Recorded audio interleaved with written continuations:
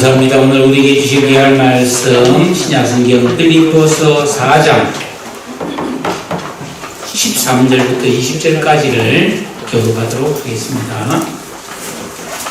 빌립보서 4장 13절부터입니다. 내게 능력 주신 자 안에서 내가 모든 것을 할 수 있느니라.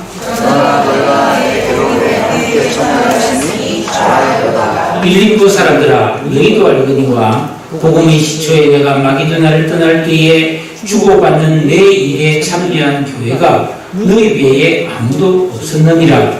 데살로니가에 있을 때에도 너희가 아무도 없느니라. 두 번이나 나에 쓸 것을 보내었도다. 내가 선물을 구함이 아니요 오직 너희에게 유익하도록 풍성한 열매를 구함이라. 내게는 모든 것이 있고 또 풍성하니라. 내가 또 대부분에 너희가 준 것을 받음으로 내가 풍족하니 이는 받으실 만한 향기로운 제물이요 하나님을 기쁘시게 하는 것이라. 너희 하나님이 그리스도 예수 안에서 영광 가운데 그 풍성한 대로 너희 모든 쓸 것을 채우시리라. 하나님 곧 우리 아버지께 세세 무궁하도록 영광을 돌릴지어다. 아멘. 할렐루야. 아멘. 미국 출신의 소설가로서 나다나엘 호손이라는 사람이 있어요. 이 사람이 쓴 명작 중에 주홍글씨라는 유명한 작품이 있는데, 이분이 또 쓴 아주 짧은 단편 가운데 데이비드 스완이라고 하는 소설이 있습니다. 그 내용은 20살 된 이 데이비드 스완이라는 청년이 고향을 떠나 저 도시 보스턴으로 취직을 하러 길을 나서는 이야기입니다. 그는 고속버스가 없던 시절이라서 대중교통인 마차를 타고 이렇게 여행을 가는 중에 이 마차가 저 시골길에서 고장이 나버렸어요. 그래서 승객들이 내려서 몇 시간 동안 기다리게 되었는데, 이 스완이라는 청년은 그 근처에 있는 숲으로 가서 잠깐 나무 아래에서 누웠는데 그만 깊은 단잠에 빠지고 말았습니다. 이 청년이 잠을 자는 동안에 이 청년의 주변에 수많은 일들이 일어났습니다. 마치 같이 마차에서 내린 어느 노부부가 그 스완이 잠자고 있는 근처에 왔다가 잠든 청년의 얼굴을 바라보면서 노부인이 이렇게 말합니다. 여보, 저 아이가 마치 죽은 우리 아들과 닮지 않았어요? 나는 우리 죽은 헨리가 살아서 저기 잠자고 있는 것 같아요. 아마도 하나님께서 이 아이를 헨리 대신에 우리 곁에 보내준 것 아닐까요? 이 아이를 우리 양자로 삼으면 어떨까요? 그랬어요. 이 노부부는 큰 부자였는데 마땅히 상속할 자손이 없었어요. 그래서 이 재산을 물려줄 참 확실한 그런 젊은이가 있으면 좋겠다, 이런 생각했어요. 그래서 이 청년이 깨어나면 한번 이야기를 해보자 하고 노부부가 옆에서 기다리는데 안 일어나는 거예요. 그래서 기다리다가 이 하나님 뜻이 아닌가 보다 하고 그 자리에서 벗어났어요.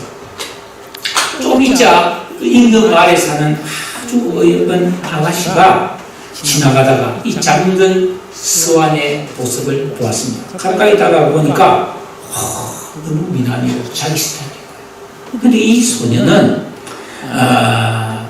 근방에서 근처 마을에서 성공한 사업가의 딸이었습니다. 그 사업가에게도 아들이 없고 딸만 있어가지고 좋은 사익감이 있으면 딸과 결혼시켜서 사업을 물려주고 싶다 하는 생각을 가지고 그 딸들 보고 너희들 다니다가 착실하고 잘생긴 신랑감 좀 찾아오느라. 그래서 이 아가씨가 그 청년을 보고 마음이 드는 거예요. 그런데 고은이 잠들어 있다 보니까 부끄러워서 깨울 수가 없어요. 그래서 기다리는데 안 일어나는 거예요. 그래서 이 소녀도 그냥 아쉽지만 그곳을 떠날 수밖에 없었습니다. 조금 있다가 강도 두 사람이 그 청년 옆으로 탁 봤는데 이 청년이 가방을 놓고 자고 있는 거예요. 그래서 강도 칼을 그 잠든 청년의 딱 가슴을 겨누고 있고 한 강도는 그 청년의 가방을 뒤지기 시작했어요. 그때 어디선가 뭐 갑자기 개 한 마리가 황황황 짖으면서 달려오는 걸 보고 와 이제 개가 오네, 개주인도 따라오겠지 싶어서 강도가 부랴부랴 가방을 그냥 내팽개치고 도망을 쳤어요. 그리고 조금 있다가 마차가 묻혔습니다 라는 소리에 이 청년이 잠을 깼습니다. 이 스완이 잠들어 있는 동안에 이 스완의 가까이에 좋은 일들이 왔다가 지나가고 왔다가 지나가고 죽을 뻔한 일도 왔다가 지나갔어요. 그런데 이 청년은 자느라고 아무것도 몰랐습니다. 이 소설은 아무것도 모르는 스완이 다시 마차를 타고 들그덕 길을 떠나는 것으로 끝이 납니다. 나다넬 후손이라는 이 작가는 이 스완의 모습이 바로 이 세상을 살아가는 사람들의 모습일 수도 있다는 생각을 우리에게 해주려고 이 글을 쓴 것 같아요. 여러분, 예수 믿고 구원받은 성도가 영적인 잠을 자면 하나님께서 하시는 일을 모릅니다. 하나님이 은혜를 주시려는데도 그 은혜를 잃어버리고 복을 주시려고 해도 그 복을 놓쳐버릴 수도 있다는 것입니다. 인생은 모르고 살아가는 길입니다. 어느 누구라도 내 주변에서 일어나는 모든 일을 다 알지 못합니다. 우리는 나의 뒤에 일어난 일을 몰라요. 내 옆에서 일어나는 일도 모릅니다. 내 위에서 일어나는 일도 모릅니다. 그저 내 눈이 가는 방향만 볼 뿐이라는 것입니다. 그런데 우리가 모르고 사는 것보다는 알고 살아야 되지 않겠습니까? 어떻게 사는 것이 최선일까요? 그것은 깊은 생각을 해요. 핸드폰 그 아무리 많이 봐도 소용없어요. 전혀 우리에게 도움이 안 돼요. 우리는 인생과 또 세상에 대해 깊은 숙고를 해서 올바른 삶의 방향과 목적을 정해놓고 살아가는 것이 그나마 최선인데, 특히 하나님의 은혜로 구원을 받은 성도들은 나를 사랑하시는 하나님께서 우리에게 이렇게 살아라 하고 주신 이 인생 사역을 설명서, 이 진리의 말씀을 따라 살아야 합니다. 어떻게 해요? 성도는 예수 믿고 구원받은 다음에 내 사랑하는 하나님을, 예수님을 내 인생의 진정한 주인과 왕으로 모시고 계명을 지키고 참으로 기도하는 삶을 살면 영적인 잠에 빠지지 않고 깨어있는 영적인 지혜와 명철을 가지고 살아갈 수가 있습니다. 우리는 피곤하니까 육신을 가졌으니까 밤에 잠을 자야 됩니다. 잠을 자든지 우리가 바쁘게 사느라고 다른 걸 못 돌아볼지라도 어떤 상황 속에서도 우리는 하나님의 은혜를 놓치지 않고 따닥따닥 받아먹고 살 수가 있는 줄로 믿습니다. 그래서 복음성 중에 늘 깨어 있으라, 잠들지 말아라, 주님과 동행하라, 이런 복음성이 있죠. 그럼 잠자지 말라는 말입니다. 잠만 자고 어떻게 사? 그 뜻이 아니죠. 열처녀에 비해서 지혜로운 열처녀도 밤에 피곤한 잠을 잤지만 지혜로운 열처녀예요. 그죠? 그것처럼 우리는 이렇게 영적으로 깨어있음을 배워서 때를 따라 도우시는 하나님의 은혜와 복을 놓치지 않고 받아 누리기를 주님의 이름으로 축원합니다. 지난 주일에 사도 바울은 자신은 비록 감옥에 갇혀 있어서 너무 열악하고 너무 궁핍하고 배도 고프지만 뭡니까? 나는 자족하며 잘 지내고 있다는 말을 했습니다. 이거는 그냥 말로만 잘난치 않은 흑풍이 아니었습니다. 실제로 바울은 평생에 하나님의 부름을 받고 그 전 세계를 다니며 복음을 전하는 과정에 매도 맞고 또는 굶주리고 죽음의 그런 위협을 겪기도 하고 비천함을 당하기도 하고 때로는 신처럼 추앙을 받기도 했지만 그는 어떤 상황을 만나도 비굴해지지 않았고 또 왜 교만하지도 않았고 심령이 언제나 신실하고 평온하고 겸손할 수 있었다는 거예요. 이런 걸 우리는 흔히 평상심이라고 해요. 마음이 요동치 않는 거죠. 제가 만나는 사람들 중에 간혹 보면은 조금 좋은 거 있으면 좋다는 거예요. 너무 좋다는 거예요. 그러다 조금 힘들면 너무 힘들다는 거예요. 이 감정 기복이 심한 사람이 있어요. 예. 그런 사람이 재밌기도 한데 좀 옆에 있으면 피곤해요. 그런데 내가 또 아는 어떤 분들은 옆에 천둥벼락이 치도 잠잠하게 당황치 않고 그때 적절한 말과 행동을 하는 진중한 사람도 있다.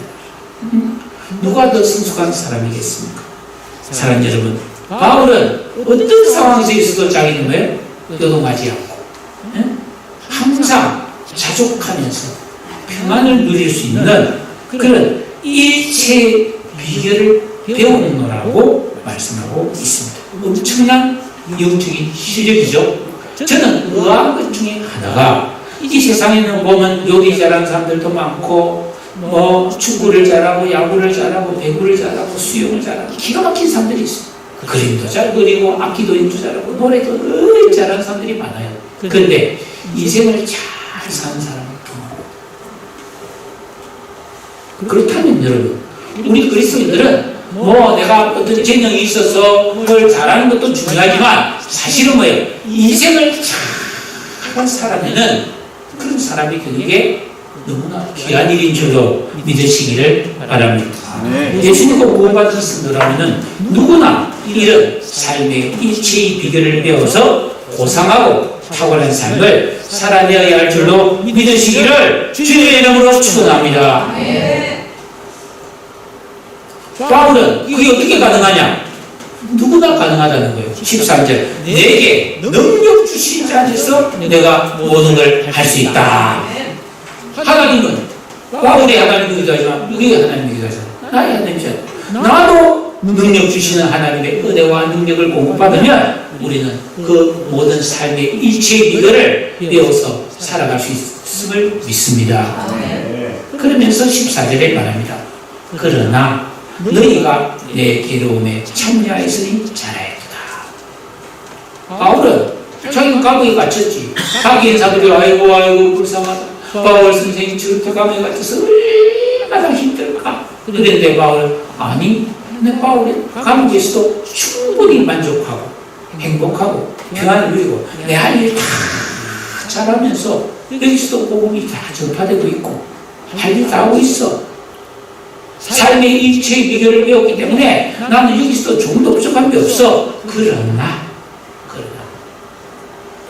그 빌립보 교회 사람들이 바울에게 보내준 그 물신양면의 도, 헌금을 보내주고 에바브로디들을 보내줘서 뒷바라지를 해주고 한 그 모든 사랑의 성김을 칭찬하고 있습니다.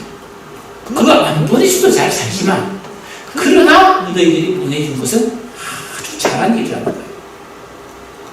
여기서 말해서 내 괴로움만, 이 괴로움은 바울이 개인적으로 겪는 마음의 고통이나 육신의 고통을 말하는 것이 아니에요.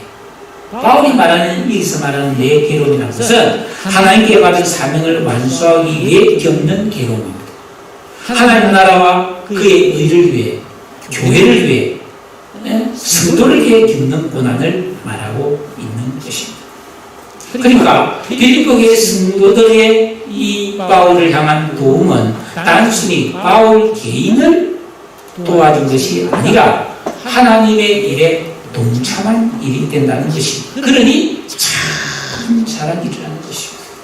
여러분, 우리가 이 세상을 살아가면서 내가 하나님을 기쁘시게 하고 하나님의 일을 내가 감당해 준 거 너무 잘하는 일이죠. 왜? 영원히 그 복이 될 거니까요. 로마서 8장 17절에 우리가 그와 함께 영광을 받기 위하여 고난도 함께 받아야 할 것이니라 하신 그 말씀대로 우리가 하나님의 일을 위해서 어떤 고난에 참여해서 내가 그 고난을 감당한다는 것은 장차 하나님 주실 영광과 축복에도 함께 참여할 수 있는 자격이 되는 줄로 믿습니다. 아멘. 성도가 주님과 교회를 위해 겪은 괴로움과 섬김은 반드시 하나님의 보상이 있습니다. 생각해 보십시오. 아브라함이 지나가는 나그네를 잘 대접했어요. 그러다가 어느 날 하나님이 사람으로 변장하고 만들게 대종해버렸어요. 부지 중에 천사를 대접했다. 그래서 이 엄청난 아브라함에게 복이 되었고, 모압 여인 룻은 남편이 죽고 아주버니가 죽고 시아버지도 다 죽어버렸어요. 그때 홀로 된 시어머니를 자신의 그 남은 인생을 어머니를 위해서 섬기겠다고 말했습니다. 그 결과 룻은 어떻게 되었어요? 다윗의 할머니가 되고 예수 그리스도의 족보에 올라가는 영원히 복 있는 사람이 되었죠. 예수님 발에 향유를 부은 여인은 그 아낌없는 순수한 사랑의 감사의 표현이 예수님의 십자가 죽으심을 준비하는 온 사역에 참여한 큰 헌신이 되었다고 칭찬을 받았습니다.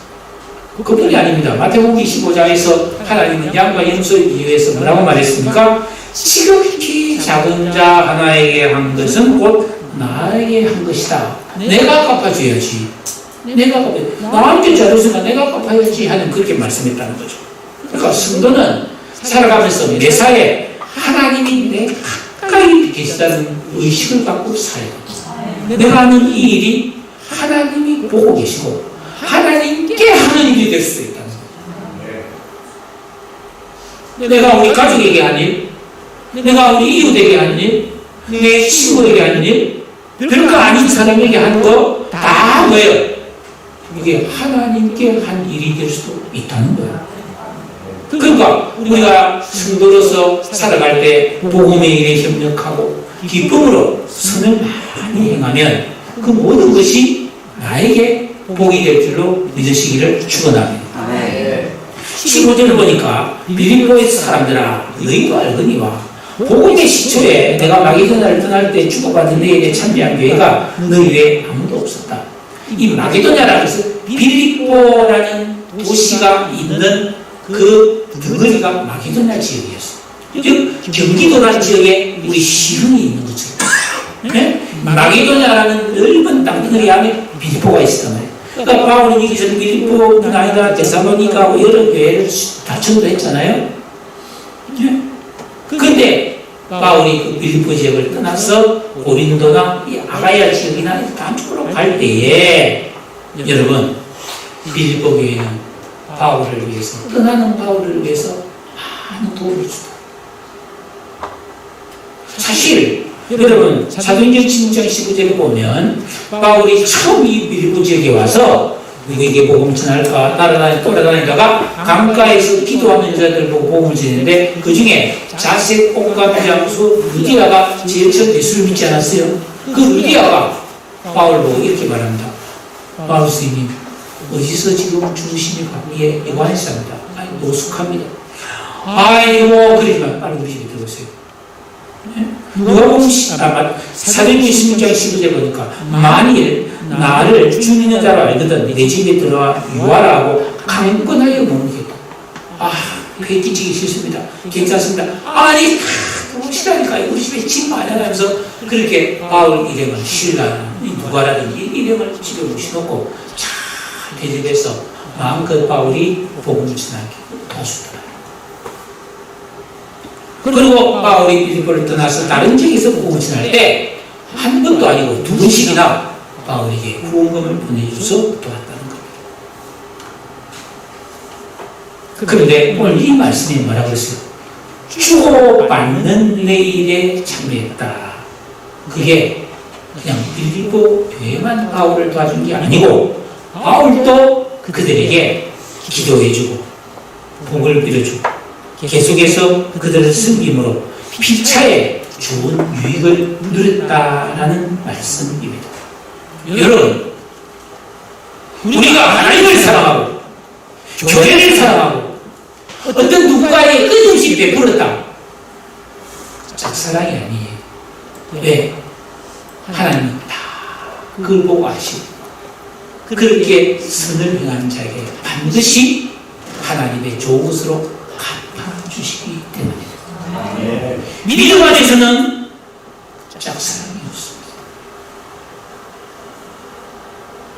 그런데 은혜받은 교회와 성도들이 많았지만 그렇게 한 사람은 오직 빌립보 교회뿐이었다는 겁니다.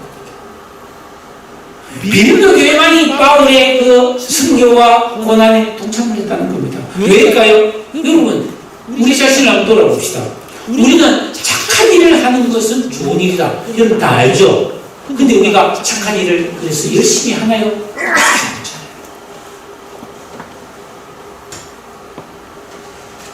누가 뭐 자신의 것으로 가난한 사람을 도왔다, 어려운 사람을 도왔다, 힘든 일을 대신 담당해줬다. 아이고 잘했습니다. 그 좋은 일을 했습니다. 하지만 내가 그렇게 하지는 않는다는 거예요. 왜 그럴까요? 이게 아담 스타일이에요. 좋은 줄 알고 안 하는 거예요. 학생들 저 뒤에 우리 있지만 공부 열심히 하면 좋은 거라고 알지만 그게 힘들잖아. 힘들기 때문에 잘 못하잖아. 절제하면서 깨끗하게 사는 것이 좋은 거라고 여러분 다 알지만 우리가 그렇게 살기는 힘들다. 그래서 바울을 통해서 많은 사람들이 복음을 들었지만은 바울의 그 헌신을 도와주고 사랑하고 섬기는 것은 빌립보 교회밖에 다른 교회들은 하지 않았다. 그럼 바울이 왜 이 말을 굳이 할까?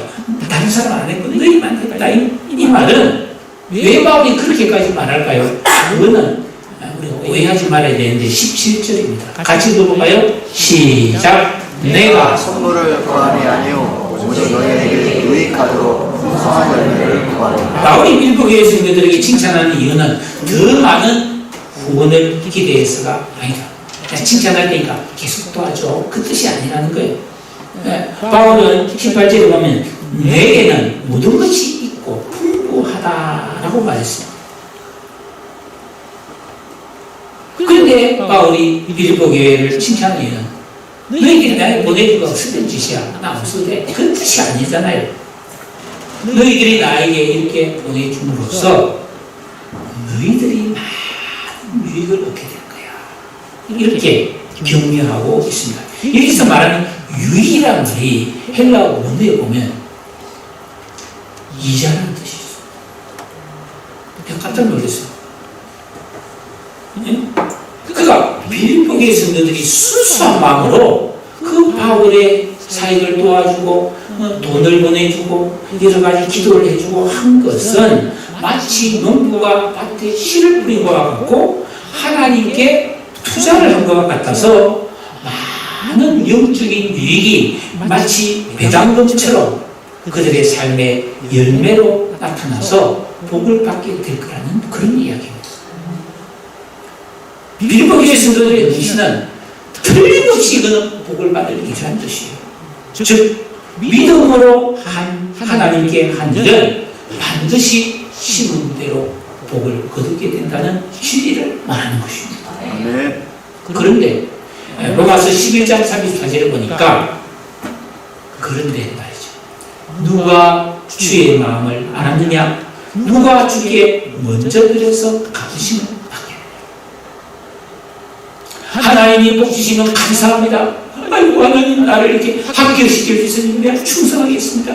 내 병을 낫게 해주시니 감사합니다. 이런 사람은 있는데 그 전에 복을 안 받았을 때 먼저 하나님 앞에 감사하고 먼저 하나님을 기쁘시게 하고 먼저 신을 행하는 사람은 잘 없다.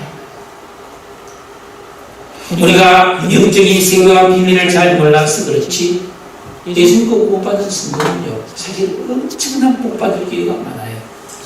우리가 선교와 전도에 힘쓰고 가난한 사람을 돕고 복음을 위해서 헌신하고 이웃을 구제하고 섬기는 것은 나 자신의 영적인 유익과 자손에게도 엄청난 복을 흘려보내는 값진 행실임을 믿으시기 바랍니다. 네.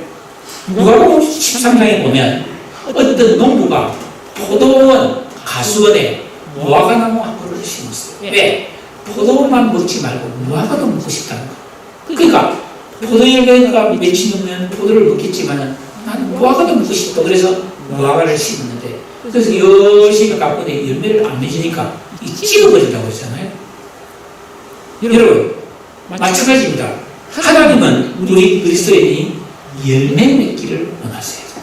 우리에게서 하나님은 전지전능하시니까 뭔가 부족하지 않고 자족하시는 분이잖아요. 그렇지만 우리에게 열매를 먹고 싶어요. 그거는 뭐예요? 하나님이 먹고 싶어서가 아니고 우리의 영적 유익을 위해서라는 거예요.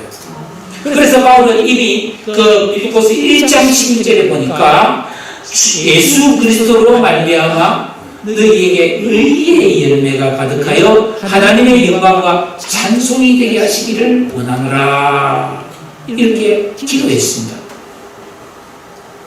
사랑 여러분,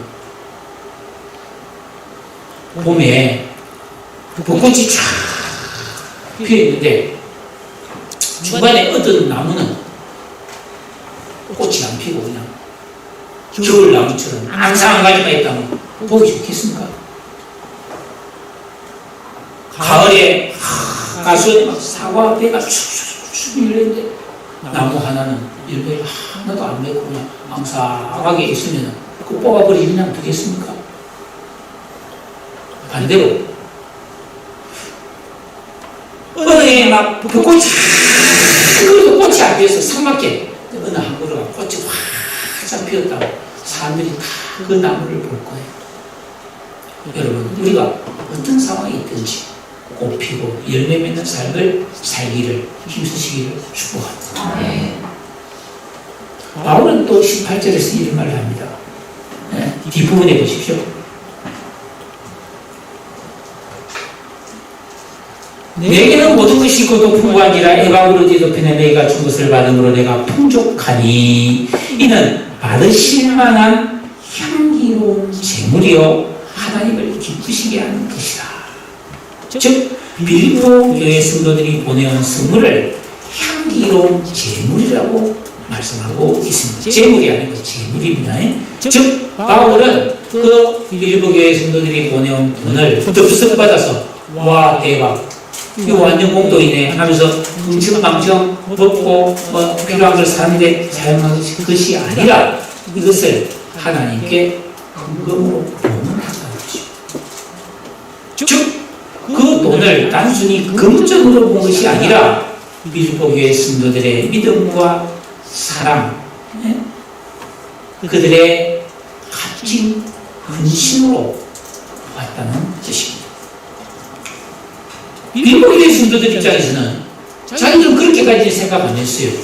그냥 바울 사도가 걱정돼, 감옥에 있으니 마음이 아프고, 그래서 제대로 먹지도 못하고 제대로 입지도 못하고 고생할 걸 생각해서 그렇게 헌금을 보내주는데, 바울이 그걸 받고 나서 하는 말이 이거는 하나님을 기쁘시게 한 향기로운 제물이 되었다 라고 말하니까 보내준 사람 입장에서는 얼마나 마음이 뿌듯하겠습니까? 지난주에 노예 목사님의 분이 우리 교회를 왔어요. 그래서 제가 그분을 모시고 와서 식사를 드셔주셨어요. 너무 맛있게 드시더라고요. 야, 시영이는 왜 이렇게 맛있는 게 많냐 하면서 어떤 목사님은 나 은퇴하면 시영 와서 사도 돼요? 아, 오라고. 나는 그때 없을지도 모르겠다. 그 춘천에서 오신 목사님인데, 그리고 저녁에 다 갔어요. 길이 막혀서 늦게 도착했대요. 또 전화 왔어요. 목사님, 너무 좋았습니다. 감사합니다. 그 이야기 하더라고요. 여러분, 가끔 가시면 제가 누구를 데려했는데 기뻐하고 고마워하고 감사하면 너무 기쁘잖아요. 근데 여러분, 생각해보세요. 우리가 전능하신 하나님을 기쁘시게 한 것 얼마나 감사한 일이겠습니까? 이처럼 성도는 신실한 믿음으로 사랑과 승행을 행함으로 하나님을 기쁘시게 하고 상 주시는 하나님께 복을 받으며 살아야 되는 그런 사람이에요. 히브리서 11장 6절 잘 아시죠? 믿음이 없이는 하나님을 기쁘시게 못하나니 하나님께 나아가는 자는 반드시 그가 계신 것과 그가 자기를 찾는 자들에게 상 주시는 지식을 믿어야 할지니라. 저는 이 세상을 보면 세상에는 상이 너무나 많아요. 초등학교가 뭐 아이들 공부 잘하고 뭐 잘했다 뭐 상을 많이 주잖아요. 그림 그리도 상을 주고 뭐 글짓기 잘했다고 상을 주고 뭐 성적 올랐다고 상 주고 장학금도 주고 뭐 안 그래요? 뭐 축구 잘했다고 골 많이 넣었다고 상 주고 뭐 잘했다고 상 주고 뭐 수영 잘했다고 금메달 주고 뭐 국가에서 연금 주고 막 메달도 훈장도 주고 과학자가 뭐 연구를 여기까지 하려면 뭐 노벨상도 받고 뭐 이런 온갖 상을 다 받아요. 이 세상은 상으로 가득 차 있어요. 그러니까 사실 우리는 왜 다 이 상을 잘해서 상 받으면 행복한 인생이 되는 거예요. 그런데 우리가 뭐예요? 항상 성도는 하나님께 상 받아야 되겠다는 생각으로 살아요. 하나님 우리 모든 것을 보고 있습니다. 우리가 잘했을 때 반드시 상을 주지 하나님이 깜깜하고 놓치는 경우는 없다 이 말이에요. 그래서 반드시 하나님은 살아계시는 것을 믿어야 되고 그가 하나님의 마음을 기쁘게 하고 하나님의 뜻을 이루어드릴 때 상 주신다는 것을 기억하고 열심히 그 일을 하라는 것입니다. 할렐루야. 네. 졸업식이나 뭐 이런 거 갔을 때 상 받으면 얼마나 기분 좋아요. 우리 자식이 학교 졸업할 때 앞에다 상 받으면 얼마나 뿌듯하겠어요. 말씀하십니다. 우리는 하나님 앞에 상 받도록 살아야 하고 그래서 우리가 이 세상의 상이 아니라 영원한 복이 되는 그런 상을 받아 누리기를 축복합니다. 네. 그럼 하나님 주는 상은 구체적으로 어떤 것인가? 19절 우리 같이 한번 읽어보겠습니다. 19절 시작. 나의 하나님 그리스도 예수 안에서 영광 가운데 그 풍성한 대로 너희 모든 쓸 것을 채우시리라. 사실 빌립보 교회는 부자 교회 아니에요. 아주 가난한 교회입니다. 왜 그럴까요? 그 당시 빌립보라는 도시는 사실은 그 로마 황제 빌립의 이름을 따서 건축한 신도시였어요. 그런데 여러분 한번 생각해 보시죠. 130년 전에 우리나라에 처음 선교사를 가서 복음을 전했을 때 잘 사는 사람, 그런 고관대작들, 양반들 예수 안 믿었어요. 제일 먼저 믿은 사람은 청년들이 믿었어요. 백전, 기생, 하녀, 하인들 이런 사람들이 사회적으로 천대받은 사람들이 이 복음을 먼저 받았잖아요. 그러니까 빌립보 교회 성도들도 가난하고 힘든 사람들이 예수를 먼저 믿었던 것 같아요. 그래서 고린도서 8장 2절에 보니까 바울이 이렇게 말합니다. 환난이 많은 시련 가운데서 그들의 넘치는 기쁨과 그 심한 가난이 그들의 풍성한 연보를 넘치도록 하였다. 그러니까 그때 예루살렘 교회에서 흉년이 났잖아요.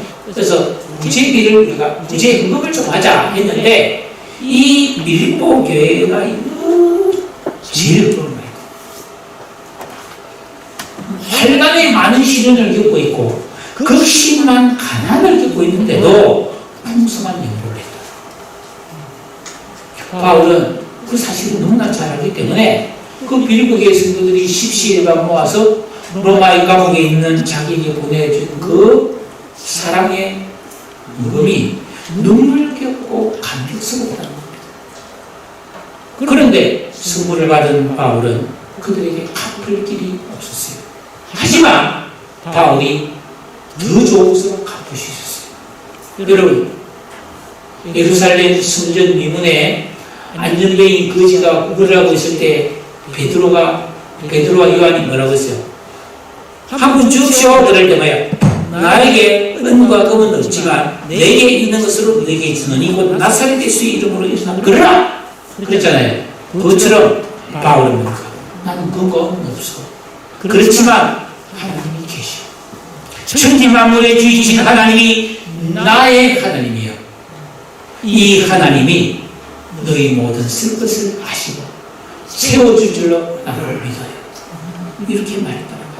이 하나님이 주시는 복은 단순한 물질의 축복이 아니에요. 각양 좋은 은혜라고 그랬어요. 우리에게 필요한 모든 좋은 것으로 영광스럽고 풍성한 복을 주실 것이고, 하나님 주시는 그 복은 물질이든 혹은 명예든 부작용이 없고 영원히 유익하고 존귀함을 주는 복일 줄로 믿습니다. 아멘. 우리는 그저 이 세상에서 조금 잘 먹고 잘 사는 것을 인생의 목표로 삼고 살면 안 돼요. 우리는 뭡니까? 이 땅에서 존귀하고 고상한 삶을 살기를 힘써야 되고, 죽음 끝없는 영원한 하나님 나라에서 영생하도록 해와 같이 별과 같이 빛나고 멸류관을 받는 왕같은 복을 사모하며 살아야 합니다. 그러기 위해서 우리는 뭔가 해야 되지 않겠어요? 그냥 우리에게 온 게 아니라는 것. 소티오토에 보이드라는 사람이 우아집 핀이라는 우아집 소설을 썼는데, 그 내용에 보면 재미난 이야기가 나와요. 어느 숲속의 작은 연못에 저 개구리가 말이죠. 개구리가 생겼습니까? 저 개구리 이름 핀이에요. 핀. 왜 핀이에요? 핀, 도라스 핀인가?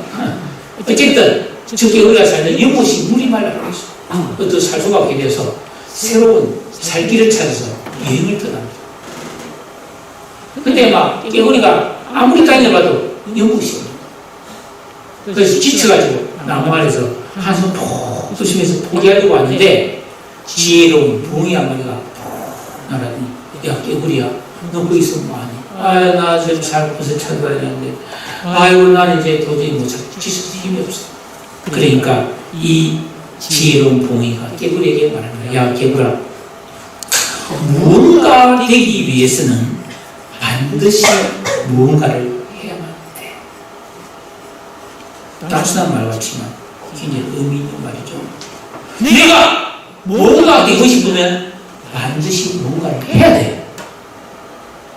감이 먹고 싶은데 감나무 밑에서 입만 벌리고 감 떨어지기를 기다리면 안 되는 거예요.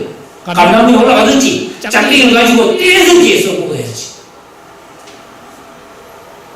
여러분이 복을 받기 원하십니까? 좋은 사람이 되기를 원하십니까? 뭔가를 하세요. 개구리가 그 말에 용기를 얻어서 부엉이가 있는 나무 위로 떨어지고 막 떨어지고 하면서 겨우 올라가서 부엉이 옆에 올라갔어. 딱 보니까 저 연못이 보이는 거예요. 그래서 개구리는 그 원하는 목적을 달성해서 좋은 연못으로 이사를 갈 수가 있었습니다. 사랑하는 성도 여러분, 성도는 하나님의 은혜로 구원받은 행복자들입니다. 우리 인생에서 가장 중요한 이 구원 문제를 내 자신의 노력이 없이 값없이 하나님의 은혜로 선물로 받았습니다. 그런데 성도는 구원을 받은 이후에는 반드시 무언가를 해야 돼요. 예수 믿고 구원받은 성도는 올바른 믿음 생활을 해야 합니다. 자신의 마음과 삶을 새롭게 하는 성화구원의 의의 삶을 이루어가야 합니다. 하나님을 사랑하고 이웃에게 선을 행하고 예배를 잘 드리고 계명 지키고 죄를 멀리하고, 그래서 선을 행하면서 하나님을 기쁘시게 하는 삶을 살아야 합니다. 그래야 지혜와 명철을 가진 세 사람, 깨어있는 영감의 삶이 되어질 수가 있다는 것입니다. 아멘. 여러분, 아무것도 안 하는 것은 바로 참을자는 거예요. 내가 예수 믿고 공부받았지만 성경대로 살지 않는 것은 내가 영적으로는 잠을 자고 있는 겁니다. 내가 영적인 잠을 자면 아무리 하나님께서 은혜를 주고 복을 줘도 몰라요. 그거 다 놓쳐버립니다. 아무 생각 없이 이 세상 일만 열심히 하며 살아도 안 됩니다. 우리는 하나님이 살아계심을 믿어야 합니다. 아멘. 내가 하는 모든 일을 하나님이 아시고, 우리가 기도하면 응답하시고 선을 행하면 복을 주심을 믿고 상받기를 기대해야 합니다. 아멘. 성경을 읽고 묵상을 하고 기도 시간을 가지시기를 바랍니다. 용기를 내어 이웃에 대한 관심과 섬김과 사랑의 봉사, 특히 우리가 이제 해피데이 전도를 시작하는데 전도하고 복음 전하는 일에 이건 상이 크다고 그랬어요. 유난히도 상이 크다고 그랬습니다. 여러분, 내가 살아가는 삶이 이것도 아니고 저것도 아닌 삶보다는 내가 살았는데 하나님을 기쁘시게 하는 삶이 된다면 얼마나 좋은 복이 있습니까? 예? 연약하고 부족한 우리들입니다. 그렇지만 이런 부족한 내가 존귀하신 하나님을 기쁘시게 할 수 있고, 그랬을 때 하나님 주시는 상을 받아서 우리 모든 쓸 것이 풍족해지고 이 세상을 벗어나서 영원한 하나님 나라에서도 영원히 존귀하고 복 있는 삶을 살아갈 수 있다면 우리는 잠을 자서는 되죠. 뭔가를 해야죠. 깨어있기를 주의 이름으로 축원합니다.